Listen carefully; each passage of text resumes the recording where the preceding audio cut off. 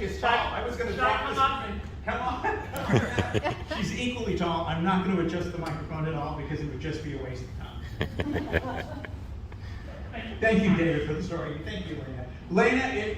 Elena is a student that I actually had the pleasure of meeting at a musical improv class too, right, Elena? Yeah. That was a lot of fun. Sometimes I substituted other classes. It was a lot of fun. Come on, Elena. Come tell your story.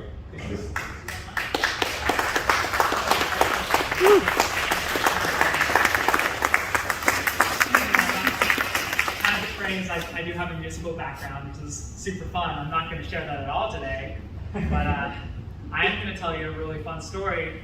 Not too long ago, actually. I don't mean to brag, but in a couple of weeks, I'll be turning 29 years old. So as my 20s are coming to a close, I'm having one of those hippie millennial midlife crises. Life is over, I'm turning 30, oh my goodness. So I've been thinking a lot about my childhood, and one thing I've been romanticizing a lot was how I used to ride a bike all the time.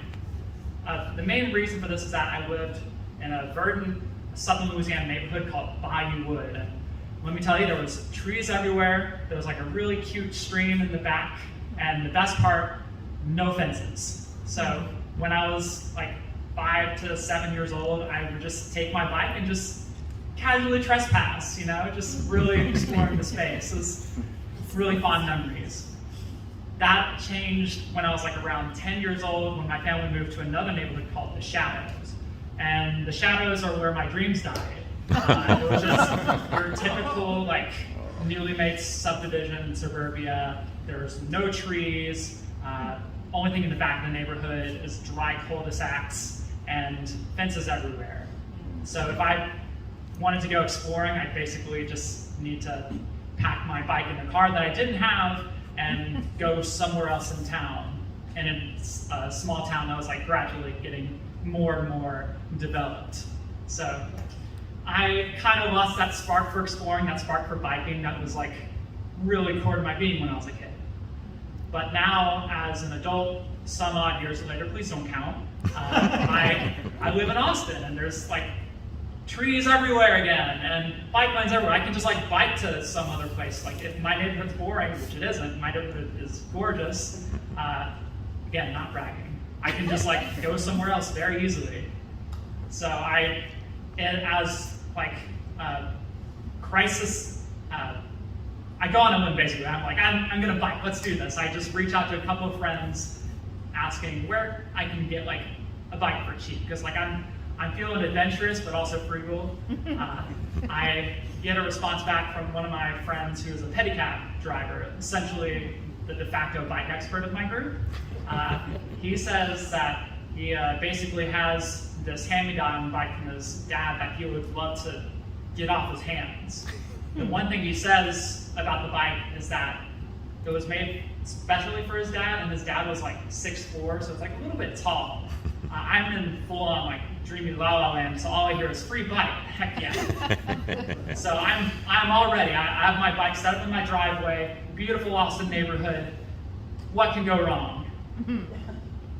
2 things can go wrong. First of all, as I said before, I'm from southern Louisiana, which means flat, paved over wetlands.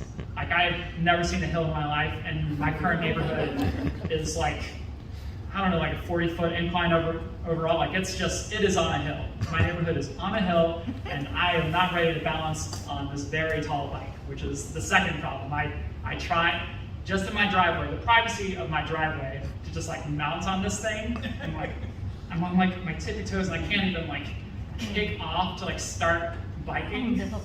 So I'm not feeling confident riding this bike. They say you never learn how to, you never forget how to ride a bike, but that doesn't mean you can always ride it well. So in an act of just pure humility, I walked that bike to the very center of my neighborhood, which is another just boring cul-de-sac on the top of the hill, and I just bike in circles for 15 minutes. Woo! I'm really excited. Needless to say, I eventually just get bored and I decide to attack another day. But as I'm turning to go home, I I get another one of those like adventure streaks. I'm like, no, I'm at least gonna ride home with this bike. Riding downhill can't be that hard. About 2 seconds into riding downhill, I decide I am not confident enough on my brakes, and I don't have a helmet. I didn't mention that before. That's bad idea, Lena. So let me just like lay the scene out for you real fast. There's just a quick T-bone. We're going further downhill, goes to my neighborhood, like to my house, which is about right there. So instead of like braking, which I can't figure out how to do apparently, and just like careening into my driveway, I decide to like take a left, go the opposite way, and like lose some speed on the uphill. I turn left, and there's a butterfly in the middle of the road. It's just like, it's like hopping, but like not really, just having this little fun butterfly life. And it's like still like a good 10 feet-ish out, but I, again, not confident to stop, so I just dime turn again, straight into the grass, and fall over. I'm fine, don't worry. I think I'm fine. I get up from my bike, a lot of it, like frustrated, and I at least like want to go take a closer look at the butterfly. I'm already kind of taking out my phone, and I see that the reason the butterfly's in the road is that actually part of its left wing is clipped. Like it's like just basically folded on over itself, and like based on not having the full wing and also kind of being weighed down by its own wing, it's like having trouble even getting off the ground. So I put my phone in camera mode and just taking footage like the callous jerk I am, and suddenly the wingtip snaps off and the butterfly flies away, which a lot of motion sent me real fast. I'm like shocked. I'm like, oh my goodness, like 127 hours, like the limb is gone. And the butterfly gets away, it catches like the loveliest summer breeze, and it goes to have another adventure. So again, I'm feeling a little bit callous. I pick up the butterfly's wingtip to kind of look at it, just marvel out of it, and my eyes like turn from the wingtip to my bike that's still just lying in the grass. And I kind of like think of my bike as those like same imperfect wings that the butterfly now has. That although it's like not the perfect dream bike, it's not like the perfect dream scenario for me to like be recapitulating this like exploratory nature of my childhood, that like I still have a bike, I still have a place, I still have the ability to fly.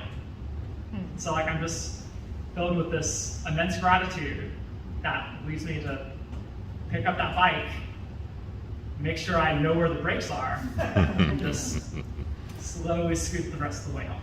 Aww.